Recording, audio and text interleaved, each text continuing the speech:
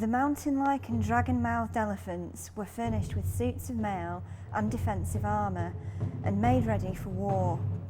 All the elephants had these war panoplies and had their trunks armed with spears and knives and were entrusted to men of war and to courageous drivers. What's being described are fearsome war elephants fully clad in armour like the one you see behind me. This is the very famous elephant armour that's in the Royal Armouries collection.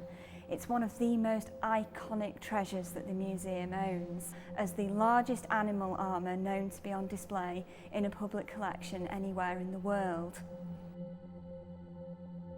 Armoured elephants are known to have been used on the battlefields of South Asia from around the 11th century onwards, or at least that's when they start to appear in the accounts that still survive. When properly trained, elephants could be devastatingly destructive weapons of war. They were obviously incredibly strong, and they were capable of carrying entire crews of armed warriors on their backs into battle.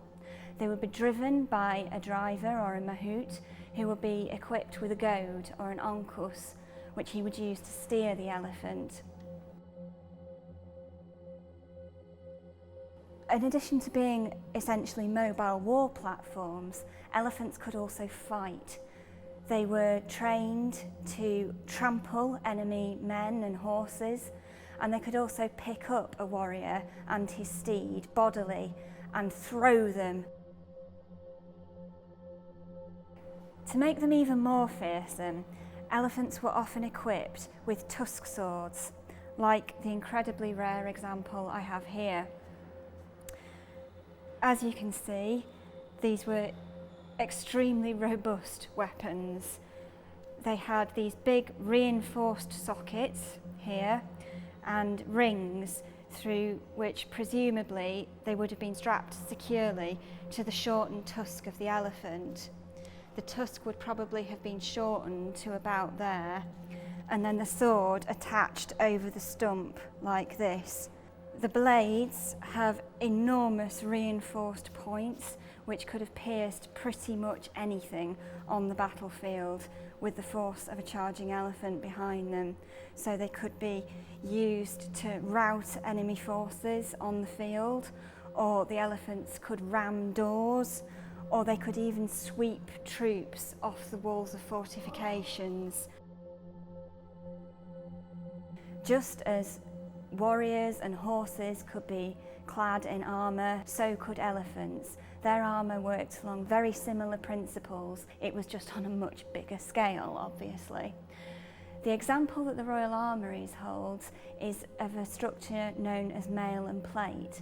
It's a very strong and yet flexible defence, and it was used for all sorts of body armour, particularly across northern and central India during these centuries.